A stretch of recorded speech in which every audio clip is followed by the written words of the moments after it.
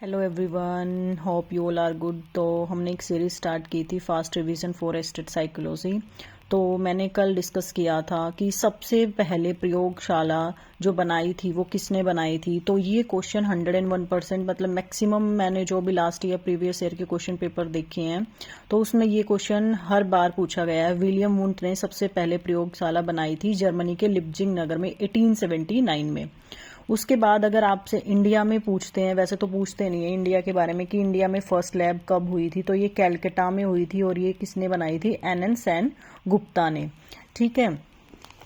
उसके बाद जो हमारा विलियम वुंट के बारे में हो गया तो 1 मार्क का क्वेश्चन बनता है कि जर्मनी के लिप्जिंग नगर में सबसे पहली प्रयोगशाला कहाँ या किसने बनाई थी। तो विलियम वुंट ने सबसे पहली प्रयोगशाला बनाई थी और वो कहाँ पे, जर्मनी के लिप्जिंग नगर में 1879 में। ठीक है। तो उसके बाद इंडिया का भी हो गया कि एन सेन गुप्ता ने इंडिया फर्स्ट लैब बनाई थी कैलकाटा में। ठीक है। उसके बाद अगर ये क्वेश्चन आता है मनोविज्ञान में प्रयोगों का जन्मदाता किसको बोला जाता है, तो विलियम वुंट को माना जाता है क्योंकि सबसे पहले प्रयोगशाला विलियम वुंट ने ही बनाई थी। आप इसको ना बिल्कुल मतलब बिलीव करके फॉलो कर सकते हो। इसमें से जो ये सीरीज मैंने स्टार्ट की है आपके मतलब 25 मार्क्स कहीं नहीं गए 30 में से। आई एम श्योर कि 25 मार्क्स आपके कहीं नहीं जाएंगे। जैसे जो भी मैं ये रिवाइज करा रही हूँ, आप अगर डेली रिवाइज करते हो तो 100% आपके 25 मार्क्स आएंगे 30 में से। जो ये मेरे जो नोट्स हैं, सेल्फ मेड नोट्स हैं, इनमें से ही 25 मार्क्स कवर हो जाते हैं। ठीक है। उसके बाद मैंने ये बताया था कि फादर ऑफ मॉडर्न साइकोलॉजी कौन है, William Wundt. Father of modern psychology William Wundt और पहली प्रयोगशाला विलियम वुंट ने। ठीक है। और मॉडर्न साइकोलॉजी के फादर भी कौन है, विलियम वुंट। उसके बाद अंतर्दर्शन, ये भी आता है क्वेश्चन, अंतर्दर्शन विधि देने वाले कौन है, विलियम वुंट। तो विलियम वुंट के बारे में आपको पता होना चाहिए कि विलियम वुंट ने क्या क्या किया। ठीक है। उसके बाद चेंज इन बिहेवियर, जो हमारी एजुकेशन है वो क्या होता है, change in behaviour. Psychology study of human, psychology क्या है, हमारी स्टडी ऑफ ह्यूमन बिहेवियर। और ह्यूमन का बिहेवियर कैसा होता है, कॉम्प्लेक्स होता है, बहुत जटिल होता है। Psychology is science but not a pure science, facts universal. In psychology also facts but they can change, psychology में भी फैक्ट्स होते हैं बट दे कैन चेंज। ठीक है। Today situation we can say psychology is a science. Okay. तो यहाँ से आपके जो इंपॉर्टेंट क्वेश्चंस बनते हैं वो मैंने कल भी डिस्कस किए थे। 3 से 4 क्वेश्चन बनते हैं। एक तो प्रयोगशाला के बारे में पूछ सकते हैं आपसे, एक मॉडर्न साइकोलॉजी के फादर पूछ सकते हैं आपसे, और एक ये पूछ सकते हैं कि इसका जो मतलब AMCB मैंने बताया था, आत्मा मन चेतना बिहेवियर। तो सबसे बाद में किसके बारे में बातें हुई थी, बिहेवियर के बारे में बातें हुई थी। तो वो बताया था AMCB, आत्मा मन चेतना बिहेवियर। ठीक है। और ये भी एक मैंने ना हर एक जो 1 मार्क का क्वेश्चन बनता है ना वो ऐसे ही मतलब हर जगह लिखा हुआ है, तो उससे ना 1 मार्क का हर एक लाइन से क्वेश्चन बनता ही है और वो सारा ही लिखा हुआ है जो पेपर में आया हुआ है। तो बिहेवियर शब्द किसने दिया सर्वप्रथम, ये मैकडूगल ने दिया था। कौन सी बुक में, आउटलाइन ऑफ साइकोलॉजी। बिहेवियर शब्द किसने दिया सबसे पहले, मैकडूगल ने दिया था, आउटलाइन ऑफ साइकोलॉजी बुक में है ये। ठीक है। तो यहाँ से यही क्वेश्चन बनते हैं आपके। उसके बाद ये एक मोस्ट इंपोर्टेंट क्वेश्चन है, ये मोस्टली एग्जाम में आप दे सकते हो PYQs में। ये आपको मिलेगा कि जॉन लॉक है ना, उसने एक टेबुलर ऐसा एक मतलब वर्ड दिया था, उसका मीनिंग है कोरी सलेट। इसका मतलब है कि child is a blank slate, मतलब चाइल्ड क्या है, एज अ ब्लैंक स्लेट है। इसका मीनिंग है उसमें कोई भी इनेट एबिलिटी नहीं होती। जब बच्चा पैदा होता है तो उसके पास कुछ नहीं होता, वो एक खाली स्लेट की तरह होता है। मतलब बाद में जब वो पैदा हो जाता है उसके बाद एनवायरनमेंट से वो सब मतलब सीखता है, तो पहले जब पैदा होता है तो उसके पास कुछ नहीं होता, वो एक कोरी स्लेट की तरह होता है। तो ये वर्ड किसने बोला था, तो पेपर में ऐसे आता है कि टेबुलर रसा के बारे में किसने बताया था, जॉन लॉक ने। और टेबुलर रसा किससे रिलेटेड है, ब्लैंक स्लेट। तो यही पूछा जाता है इसमें से। ठीक है। उसके बाद हमारी जो साइकोलॉजी है, उसके बाद हमारी जो एजुकेशन, पहले सबसे बड़ी तो क्या है, साइकोलॉजी।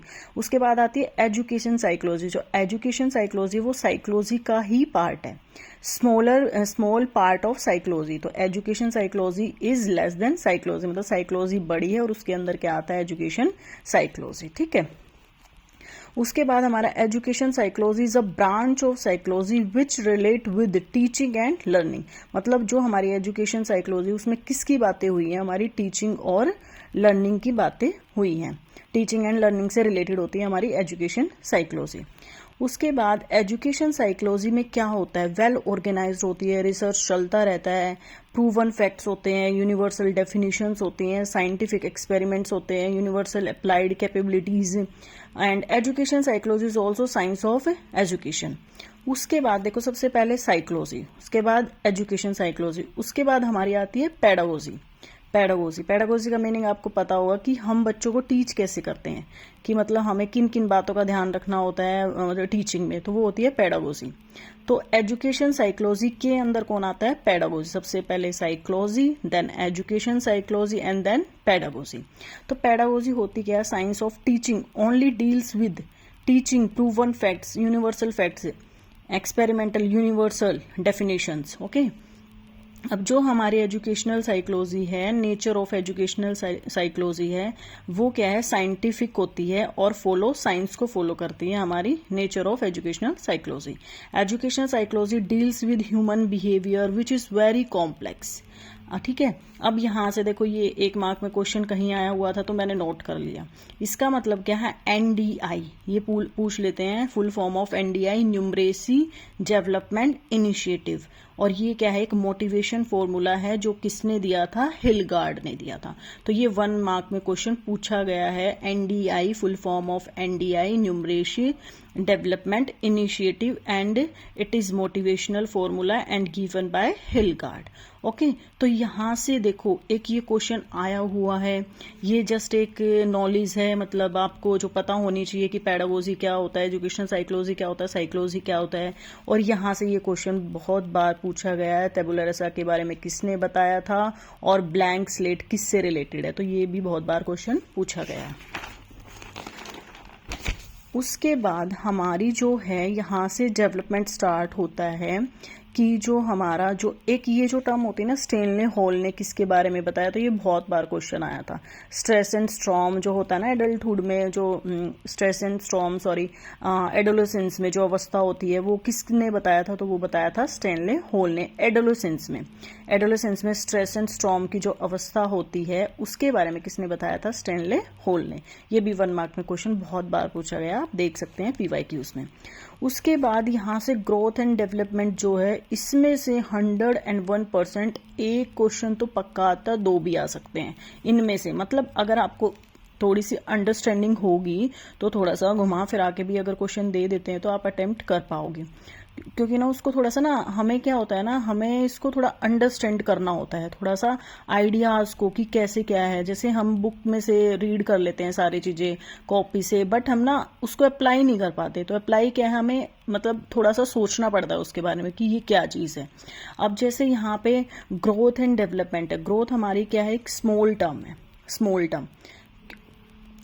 टर्म है और ये भी पूछा जाता है कि ग्रोथ क्या है, तो ऑप्शन दे देंगे, स्ट्रक्चरल है, फंक्शनल है, बोथ है, नन है। तो हमारी जो ग्रोथ है वो क्या है, स्ट्रक्चरल, और जो हमारी डेवलपमेंट है वो क्या है, हमारी फंक्शनल। तो इन दोनों में से पक्का पूछा जाता है। आप देख सकते हैं PYQ में ये क्वेश्चन भी पूछा गया है कि ग्रोथ क्या है, स्ट्रक्चरल है या फंक्शनल है, तो ये क्या है, स्ट्रक्चरल है। और डेवलपमेंट क्या है, फंक्शनल। ये एक स्मॉल टर्म है, ये एक वास्ट टर्म है, ठीक है, क्योंकि डेवलपमेंट के अंदर ही क्या आती है, growth. That's why development is vast term. Okay, then अब क्या है, ग्रोथ का मीनिंग क्या है, जिसको हम फिजिकली देख सकें। मतलब अब जैसे हमारे सामने कोई भी मतलब बच्चा है, या मतलब हम देख रहे हैं उसको स्टार्टिंग से, तो हम सामने से उसको देख रहे हैं कि उसकी ग्रोथ कैसे हो रही है, उसकी हाइट में क्या इंक्रीमेंट हो रहा है, उसके वेट में क्या हो रहा है, ठीक है। तो उसके पहले हाथ छोटे होते फिर बड़े हो जाते हैं, ऐसे ही पैर, तो ये होती है ग्रोथ। और ये क्या है, हमारी क्वांटिटेटिव एस्पेक्ट्स। क्वांटिटेटिव एस्पेक्ट का मीनिंग होता है कि हम उसको है ना न्यूमेरिकल फॉर्म में देख सकते हैं कि हाइट इतनी बड़ी है, 2 इंच 3 इंच, तो ये होते हैं क्वांटिटेटिव एस्पेक्ट्स, 1 2 3 लाइक दिस। मतलब हम उसको मेजर कर सकते हैं। इंक्रीज इन साइज का बढ़ना, हाइट का बढ़ना, वेट का बढ़ना, एक्सपेंशन ऑफ वोकेबलरी जो कि मात्रात्मक रूप से गिनी जा सकती है। उसके बाद जो हमारी डेवलपमेंट है ये है, इसको क्वांटिटेटिव भी बोलते हैं और क्वालिटेटिव भी। अब ये क्वेश्चन आता है, क्वेश्चन आप देख सकते हो PYQs में आ रखा है कि जो हमारी ग्रोथ है वो क्वांटिटेटिव है, क्वांटिटेटिव और क्वालिटेटिव बोथ है, या क्वालिटेटिव है या नन है।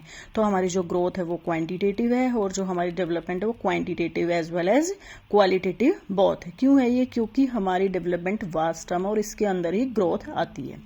It refers to the overall development of any individual.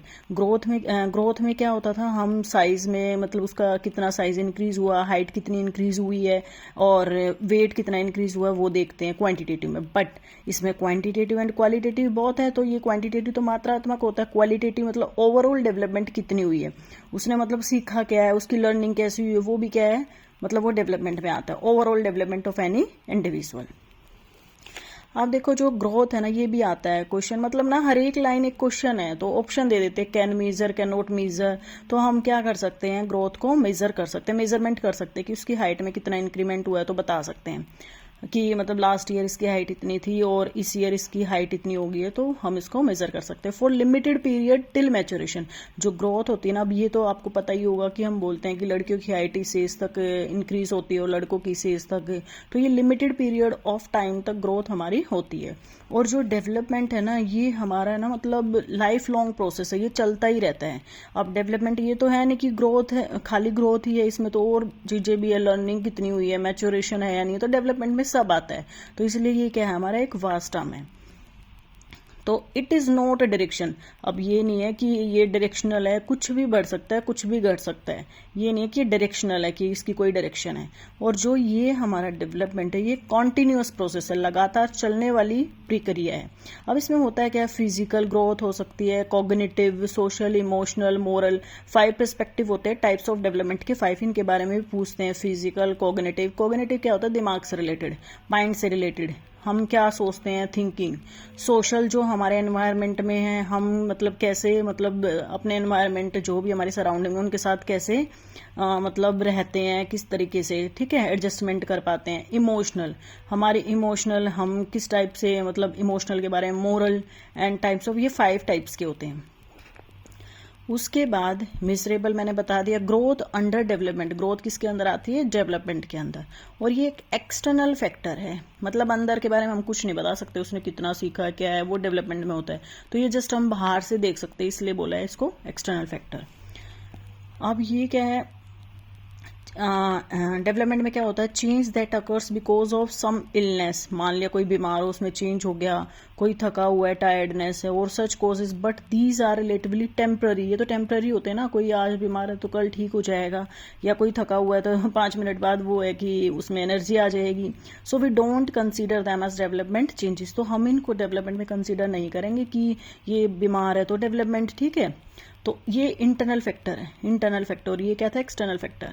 The changes appear in orderly way, मतलब इनका एक ऑर्डर होता है, ऐसे नहीं है कि किसी भी उसमें कि जैसे इसमें बताया था ना, इसकी कोई डायरेक्शन नहीं होती, बट इनका क्या है, एक ऑर्डर होता है, orderly way, and are permanent in nature होते हैं, ठीक है, ये permanent in nature. It takes place till death goes वॉर्म टू टॉम। ये 1 मार्क में क्वेश्चन आया हुआ है कि जो हमारा डेवलपमेंट है वो मतलब कब से कब तक होता है, तो जब जो हमारा बेबी होता है, फिटस होता है, वो जब वॉर्म में होता है, तो वॉर्म से लेके टॉम तक ये चलता रहता है, मतलब लास्ट तक चलता है। ये लाइफ लॉन्ग प्रोसेस है, कॉन्टिन्यूअस प्रोसेस है, ओके। तो ये जो मैंने डिफरेंस लिखे हुए ना, मोस्ट इंपॉर्टेंट, हर एक लाइन एक क्वेश्चन है। आप ना PYQ देख के बताना कि मतलब हर एक लाइन आपको क्वेश्चन मिलेगी, और इससे अच्छे नोट्स मेरे को नहीं लगता कहीं पे आपको मिलेंगे, और फास्ट रिवीजन के लिए। ग्रोथ है, ये डेवलपमेंट है, तो इसकी कोई डायरेक्शन नहीं होती, हैव डायरेक्शन इट्स ऑन। तो ये ग्राफ भी आते हैं पेपर में, ये किसी पेपर में आए हुए थे। तो ये जो डेवलपमेंट है ये हमेशा ऐसे कंटिन्यूस होती, लगातार चलती रहती है, मतलब ऐसे कभी नहीं होता कि एक बार ऐसे हुई डेवलपमेंट और फिर ऐसे फॉल नीचे हो गया, तो ये ग्राफ नहीं होता।